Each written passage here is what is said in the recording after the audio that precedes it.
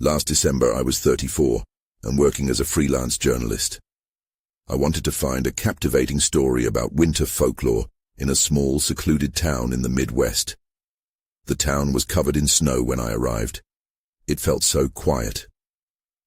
I figured the best place to start was the town library, so I stepped inside to escape the cold. The library was old and filled with dust. Shelves towered above me, packed with books and newspapers. Snow whirled outside, and the wind howled like a wounded animal. As I searched for material, I found a stack of yellowed newspaper clippings. They discussed people who had gone missing during snowstorms. Some names made my heart race, familiar ones that locals still whispered about. This was it. I had my lead. I decided to speak with locals. Maybe they would share more. As I ventured outside, the storm intensified.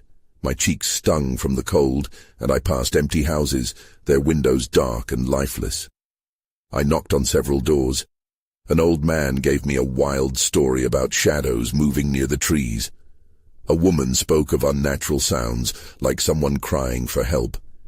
Each tale made my skin crawl. Then something strange happened. While standing on a snowy corner, I felt a slip of paper inserted into my coat pocket. I pulled it out. It simply said, "Stop asking questions." I looked around but saw no one. Everyone rushed by, faces hidden. I thought maybe it was a prank, but the weight of the note felt real in my hand. That night, I returned to my room. The snow fell thick, and the wind screamed outside. I couldn't shake the unsettling feeling. I drew the curtains but still felt watched. Every creak of the building put me on edge. Was it just paranoia? I didn't know, but I could feel something was off. The next day I found a bar to warm up. I met a man who looked nervous as he clutched his drink. He spoke about someone vanishing nearby during a blizzard years ago. His voice quivered and fear edged his words. I asked him if he believed in local legends. He paused, glancing outside before speaking.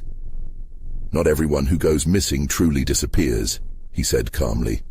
"Some just change, in ways we can't explain." My skin prickled again. The bar radiated warmth, but I shivered. As I finished my drink, he leaned in closer. "Some say the storm calls them home."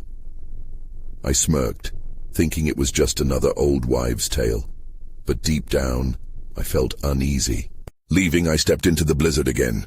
The snow swirled around me like a living thing. I was lost in my thoughts when I heard it. Soft laughter behind me. The air turned icy. I spun around, but nothing was there. My heart raced as the laughter echoed again, clearer this time. I stood frozen, scanning the swirling snow. Was someone playing games with me? My gut knotted. The laughter faded, but echoes lingered in my mind. I stumbled forward, unsure of anything. I wanted to get away, but something pulled me back. This was only the beginning. The next morning, the blizzard showed no signs of letting up. I could hear the wind wailing outside my window, rattling the glass. I wrestled with my thoughts. Should I just leave? The note, the laughter, it all felt too unreal. Yet my curiosity had always drawn me to stories like this. I couldn't walk away now. I decided to investigate a bit further. The newspaper clippings were still fresh in my mind. I grabbed my coat, braced myself, and stepped outside.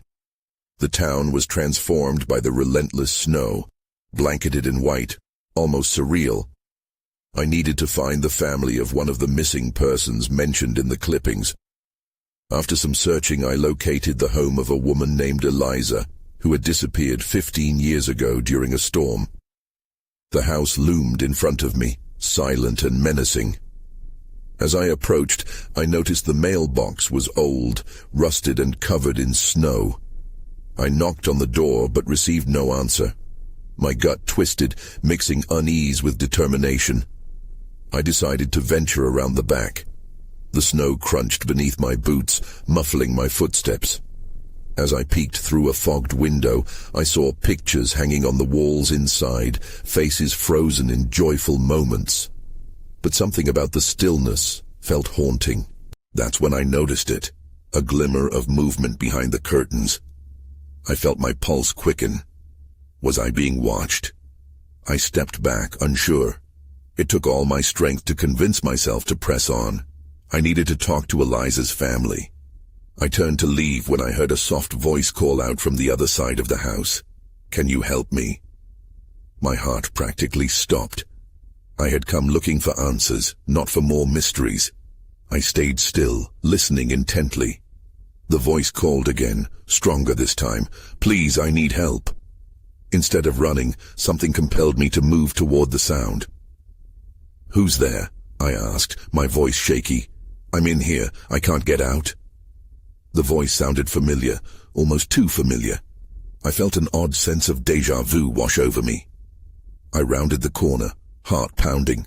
But before I could peek around, suddenly everything went dark. A rush of cold air enveloped me. Confusion gripped me like a vice. I blinked, trying to reorient myself, but I could only hear the wind howling and the whisper of my own breath.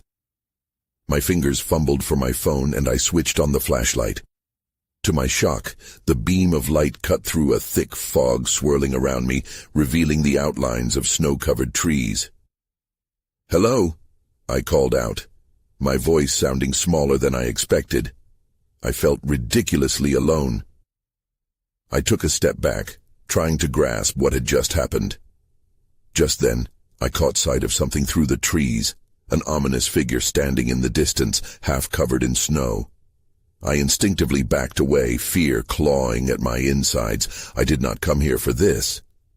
I hadn't bargained for something to go so wrong. I turned to run, but the same laughter I had heard the previous night flickered through the air again, mixing with the wind. I stumbled, glancing back once more. But the figure was gone. My feet carried me faster than I thought possible, away from the haunting sounds and shadows. This was definitely only the beginning. The wind bit through my coat as I raced back, heart pounding in my chest. I didn't stop to look back. I ran toward the town, each step a frantic beat against the snow. The laughter lingered in my ears, echoing like a cruel joke. I needed to regain my bearings. Back in the town, I leaned against a storefront to catch my breath. My mind darted between the absurdity of what I'd just witnessed and the desperate need for clarity. I couldn't shake the feeling that what I experienced wasn't just a trick of the blizzard. It was real, grounded in the chilling history of Eliza and the others. I took a knee, my eyes scanning the flurries dancing through the air. That's when I noticed movement again, not far from me. A figure just outside the edge of visibility, shrouded in the white haze, standing stock still in the road. I blinked hard. Was I imagining things after that episode in the woods? With unease curling in my stomach, I called out, "Hey, is someone there?" My voice broke against the cold wind, sounding shriller than I intended. The figure turned and the light caught the edges of something familiar, hair, shaped in a way I couldn't ignore. Panic clutched me again. Was it Eliza? Or someone who matched the sorrowful contours in the framed photos I had seen? I took a step forward, but the figure just stood there, unmoving as if waiting for me. "Are you?" My question hung in the air before I could finish. I just knew I needed to get closer. For a moment I could hardly breathe. I pressed forward, clearing the space between us, heart racing. The figure finally spoke. 2 words heavy with a sensation I didn't understand. "Help me." It was the same voice I had heard before, familiar, but now tinged with an aching desperation. I felt the weight of the moment, and I could hardly believe it was happening. "Where are you?" I asked, voice trembling as uncertainty flooded back. "I'm trapped. You must find the key," she said, looking pleadingly at me. The sound of her voice felt like an icy embrace, wrapping tightly around the dread that spooled within me. Key? What key? I feared I already knew the answer. My family. I need you to find them, she continued. Shadows danced across her face, and for the briefest moment, I thought I saw a flicker of overwhelming hope in her eyes. Suddenly the snow swirled around us, rising in a swirling vortex like the storm had sprung to life. My pulse quickened all over again as the figure started to fade, merging into the wind. No, wait! I reached out, but she was gone, lost in the relentless flurry. Left only with the echo of her chilling words, I felt like I had crossed a threshold I couldn't take back. Before I could process what just happened, something beneath the snow caught my eye, a glint between the wooden steps of an old porch nearby. I rushed over, digging through the layers of snow to reveal a rusty key, warm against the cold of my palm. My instincts screamed at me. I didn't know what this would unlock, but I had no choice now. I had to face whatever darkness had taken hold in this town. This was just the beginning. I stumbled back from the porch, clutching the key tightly in my hand. The weight of it was both a comfort and a burden. I had no clue what I was meant to unlock or why I felt so drawn to it. The snow continued to fall, but now it felt different, as if it was alive, swirling with secrets that drummed against my skin. I stepped away from the porch as shadows flickered in the corner of my vision. With my heart race picking up again, I turned to face the town square. The normally bustling streets were eerily silent. It was as if everyone was hiding. I hesitated, my instincts warning me to leave, but I couldn't shake Eliza's voice from my mind. I had to do something. As I ventured deeper into town, I spotted the old library at the end of the street. It loomed like a forgotten sentinel, its windows darkened. I had visited it just a few weeks before. The stories of Eliza's family lingered in the tomes piled dusty on the shelves. I made my way inside, the door creaking open like it had been years since anyone had entered. The smell of old paper and wood filled the air, but it was laced with something else, something chilling that seemed to seep from the walls.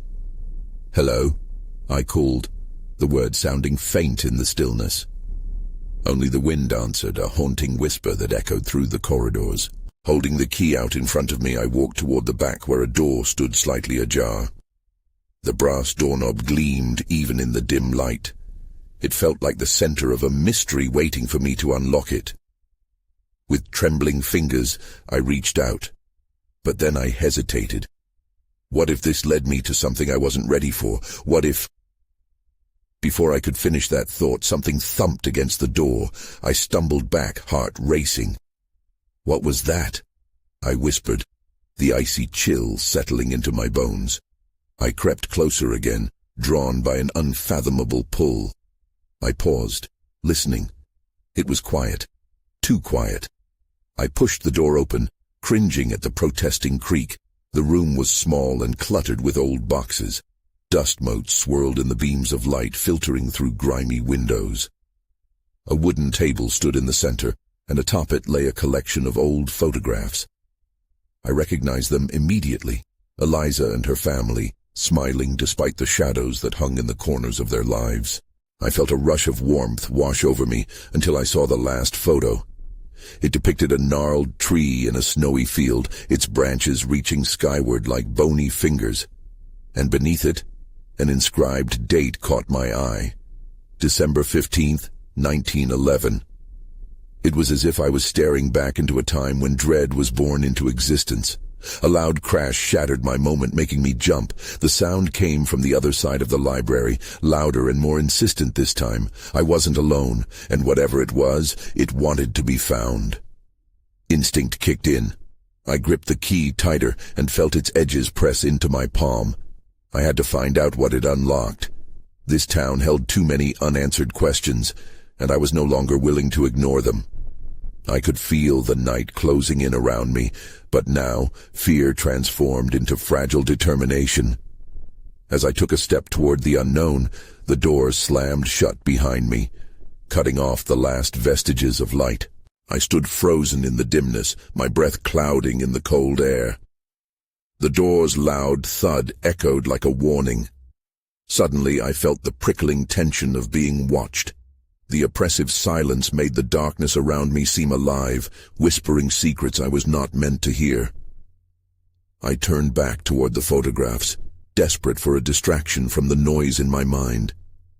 Their familiar faces seemed to reach for me, as if urging me to unravel what had been left buried in this abandoned space.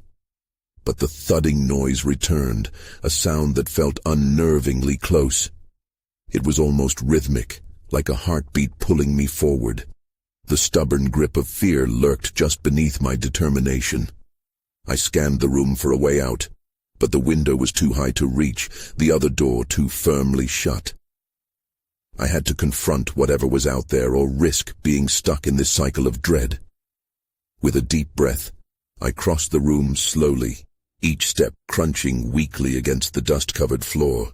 As I reached the door I had come through, a strange feeling flickered in my chest. The noise from the other side had transformed into what sounded like scratching. It was persistent, drawing me closer, but I felt the instinct to flee bubbling within me.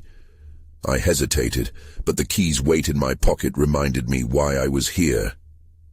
"Who's there?" I called out, my voice stronger than I felt. The scratching stopped. A long pause followed, as if the other side was contemplating my challenge. My heart raced and I could hear the blood rushing in my ears. Then, a voice broke the silence, low and whispery. "Let me in." Every hair on my body stood on end. It was a voice I didn't recognize, but it sounded haunted, desperate. I pressed against the door, locking my eyes on the stubborn handle. "Why should I?" I shot back, trying to keep my voice steady. It hesitated again, then replied, "I've waited too long. You're meant to help."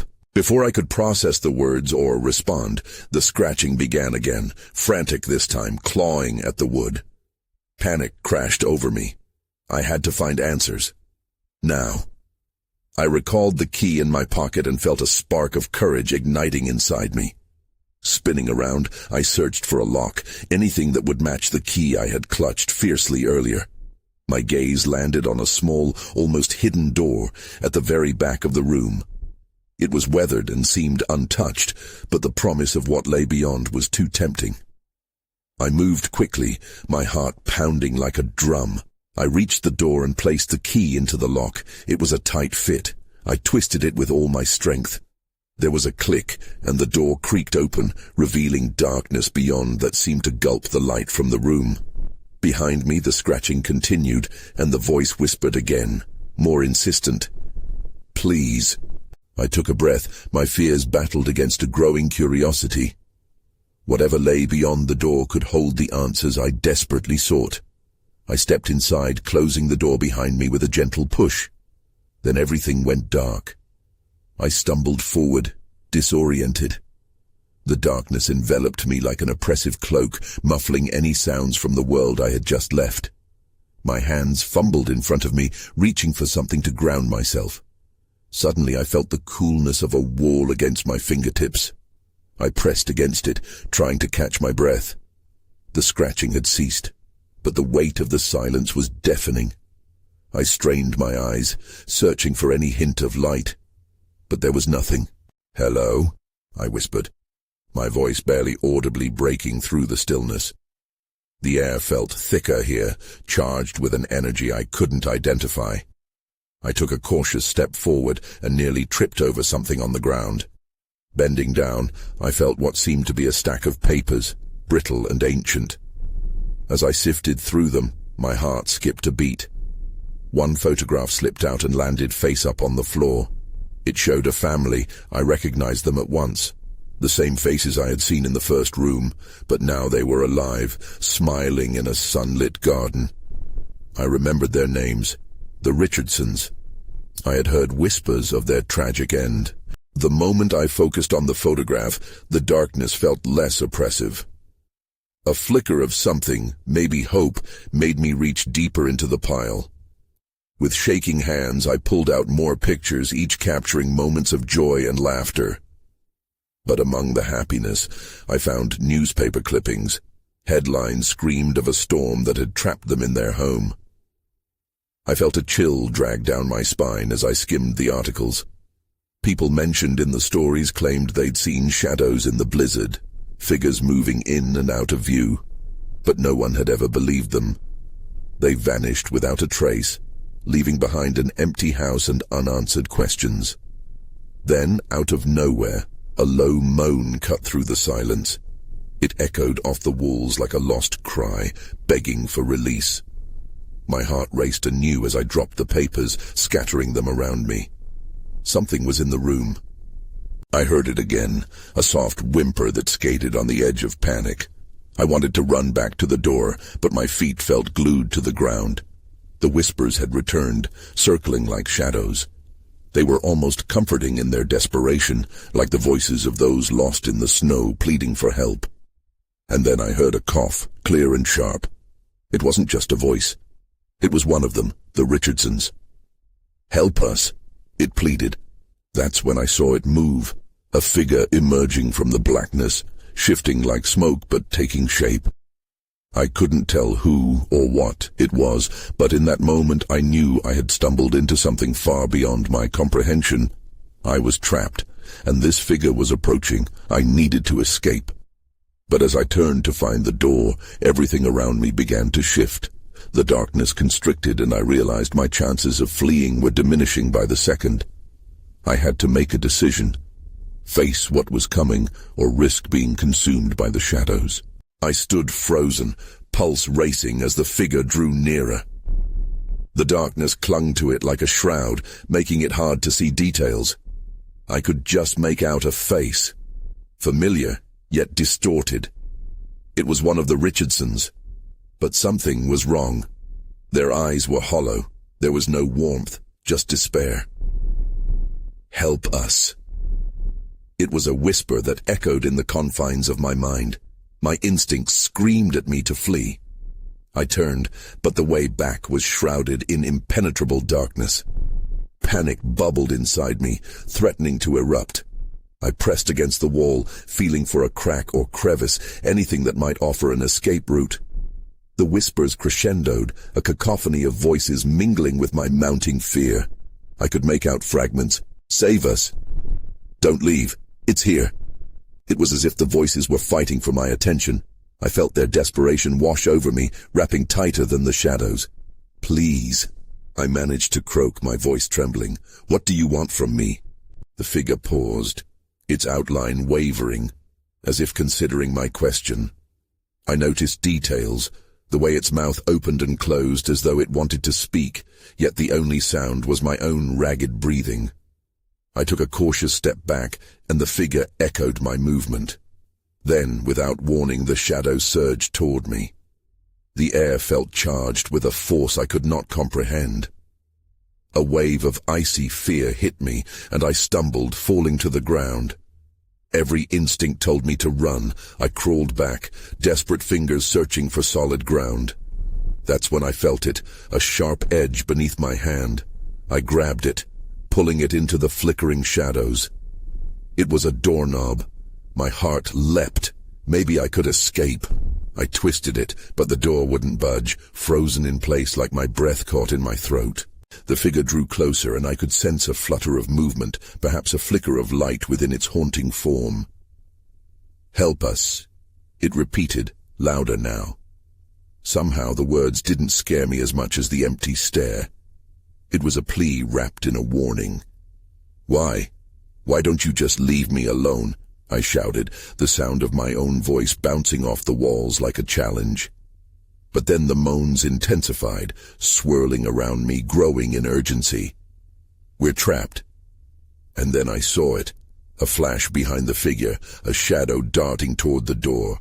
My heart raced and instinct kicked in. With one final push, I yanked on the doorknob harder, shoulders leaning against the door. It shifted slightly. The figure lunged forward, almost desperate now. I could feel a change in the energy of the room. It wasn't just shadows anymore. It was a push and pull of souls caught between realms. "You have to choose," it implored. I was out of time. I had to make a choice. "What do you mean?" I gasped as the shadows pressed in around me, tight and suffocating. That's when it happened. The air filled with a blinding light, and for a moment everything stopped.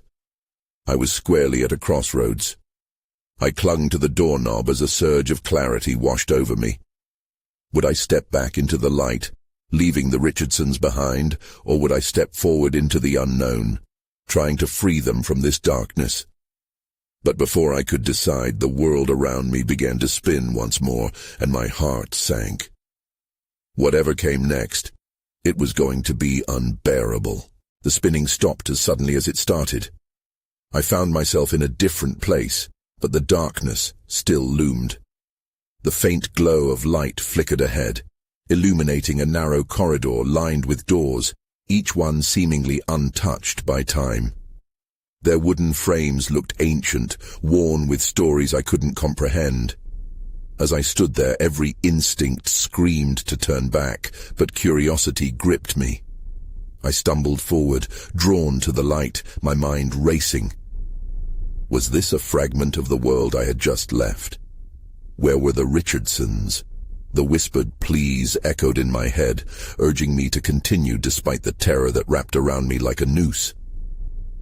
I approached the nearest door, its surface cold to the touch. I wanted to knock, or maybe just listen. Just as I raised my hand, the door swung open on its own. I hesitated, peering inside. The room appeared empty, save for a single chair in the center and something glinting on the floor. I stepped in. The air was heavy, filled with the scent of mildew. I approached the chair, my heart thundering. The glint caught my eye again. I hesitated, fumbling for courage. As I bent down, I discovered a small object, a locket, its silver surface tarnished yet elegant. I picked it up and opened it. Inside was a faded photograph of the Richardsons, smiling and whole. The image sent chills down my spine. They were alive once, I whispered, feeling the weight of their trapped souls pressing against me. "What happened to you?" I asked the empty room, my voice barely above a whisper. The whispers from before returned, louder and more frantic, swarming around me like angry bees. They seemed to be coming from the other doors now. Frantic, I dropped the locket and stumbled back. I realized then that I wasn't alone. Shadows curled and writhed in the corners, forming shapes that almost resembled faces. They stared at me, their hollow eyes dark with yearning. I turned to the door, ready to escape, but it slammed shut, trapping me inside. "Help us!" The voices blended into one desperate cry, a chorus of anguish and fear. I pressed my hands to my ears, but it didn't silence them. "Find the key." "The key?" I blinked, bewildered. My eyes darted across the room. Then it hit me. I had seen something by the window. I rushed over to it, my heart racing again. The frost-covered glass hid whatever lay beyond, but I forced it open with shaking hands. The cold air rushed in, biting at my skin. Outside, the sky was painted with the silvery shades of dawn, but that's not what caught my attention. Beneath a thick layer of snow, shimmering as if beckoning me, I saw a small box. My heart raced. Could it be the key they mentioned? I had to find out. As I ducked back inside and prepared to open the door, the shadows surged again, intertwining with my thoughts. "Choose," they hissed, their voices a dark melody full of despair. I could feel their pull, cold yet strangely familiar, tempting me with a promise of clarity. The last remnants of my courage battled with my growing dread. That's when I felt it. Someone or something was behind me. I turned slowly, barely breathing, the shadows closing in around me. A figure emerged from the dark, obscured yet somehow recognizably human, their presence heavy with the weight of yet another choice. The figure stepped forward and I could finally see their face, though it was still shrouded in shadows. A young woman, her features striking yet sorrowful, appeared before me. "You can't stay here," she said, her voice soft but urgent. "You have to make a choice." "Who are you?" I stammered, feeling a mix of fear and intrigue. She looked familiar, but I couldn't place her. Was she someone I knew in the waking world, or another ghost of this strange place?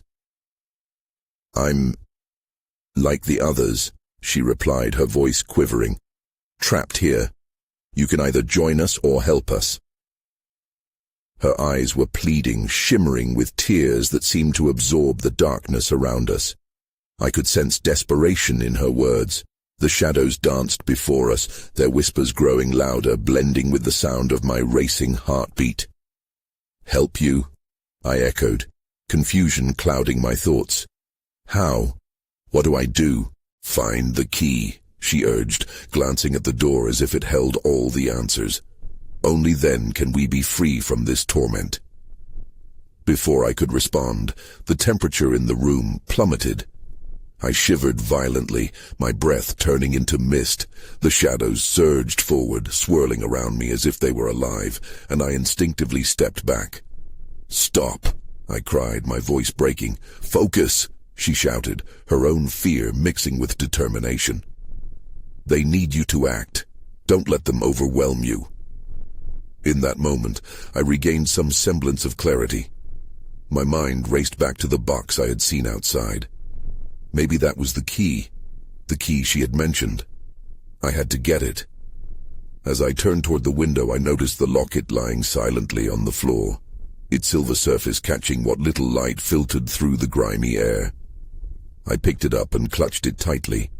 It felt warm against my palm, a strange contrast to the chill surrounding me. "What are you doing?" The woman's voice cut through my thoughts.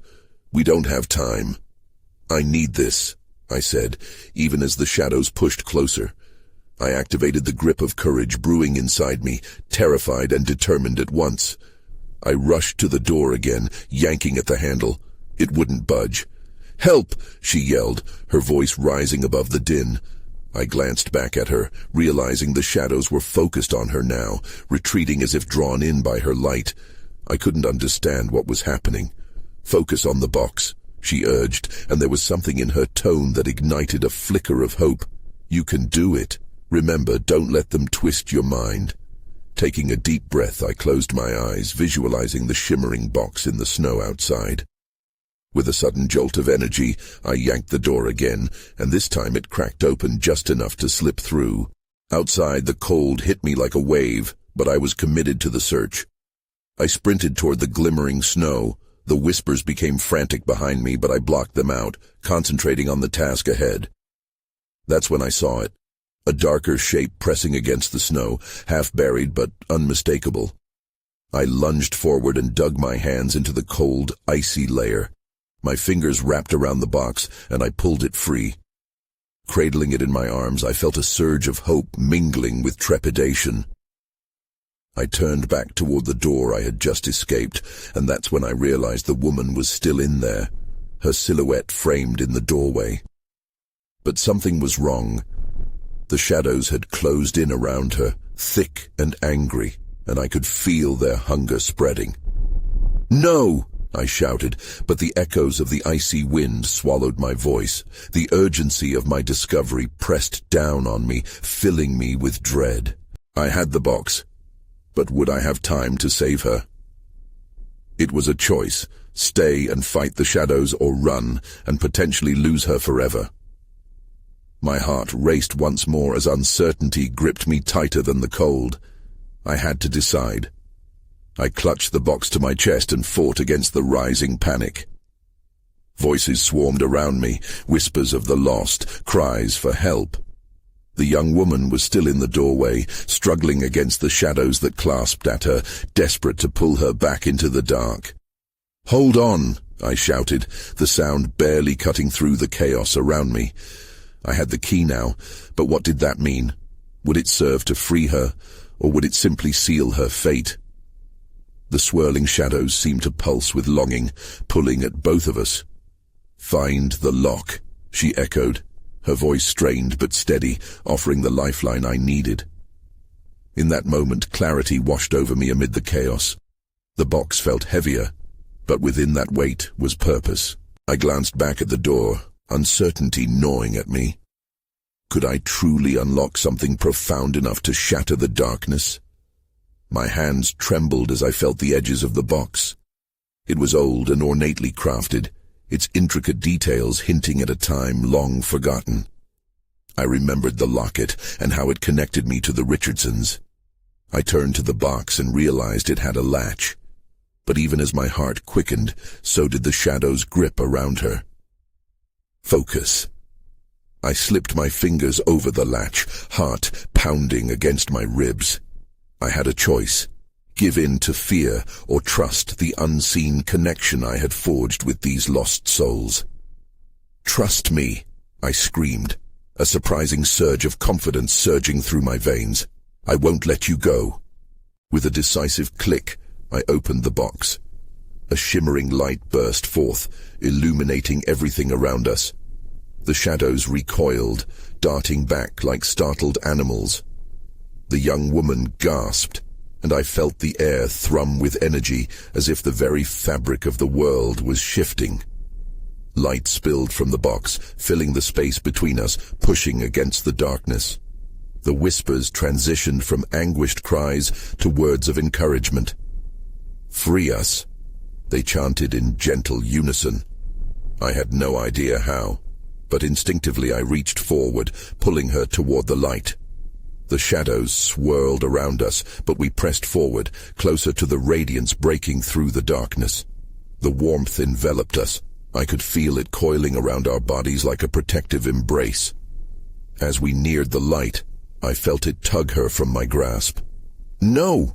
I shouted, but she turned, her expression filled with resolve and sorrow. "Go!" she urged, a stray tear freezing on her cheek as the shadows clawed at her.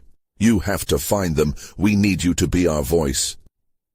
I struggled against the pull of the darkness, but a burst of light flared from the box, momentarily scattering the shadows. She stepped back one last time, before vanishing into the light, leaving me gripping the box tightly, a flicker of hope igniting within me. In that moment, everything exploded into brilliant illumination. The whispers melded together, bathing me in clarity. The energy coursing through me grew, and the shadows finally dissipated, sucked into the brilliant light that radiated from the box in my hands. Panting, I opened my eyes, finding myself once again in the library, the warmth of the sun spilling over snowdrifts. Had it all truly happened? The world outside felt strangely still and alive at once. The shadows were gone, but the weight of their stories hung in the air, soothing yet sorrowful. The box sat there, radiant and humming. I couldn't tell if it was a key to the past or merely a puzzle left unsolved. I cautiously closed the lid, feeling the warmth pulsing through my fingertips. There was still so much to discover. Some questions lingered. What had truly happened to Eliza's family? What would happen to the woman who once stood in the doorway? The key was far more than a mere object. It had unlocked an experience tinged with both mystery and revelation. I took a deep breath and stepped out of the library, ready to face the world beyond the snow. I needed to unravel the remaining threads of truth. As I walked away, I felt the eyes of the town upon me. Questions echoed in my mind, disappearing into the distance as I began my search anew. And sometimes, in the hushed moments when the silence settled in, I couldn't help but wonder if the shadows would ever truly let go. Would there always be echoes of their stories entwined with mine? I'd never know for sure, but I was willing to listen. I moved to a different city after that. Sometimes I wonder what those shadows did after I left, whether they still waited in the snow for someone to set them free. But mostly, I try not to think about it.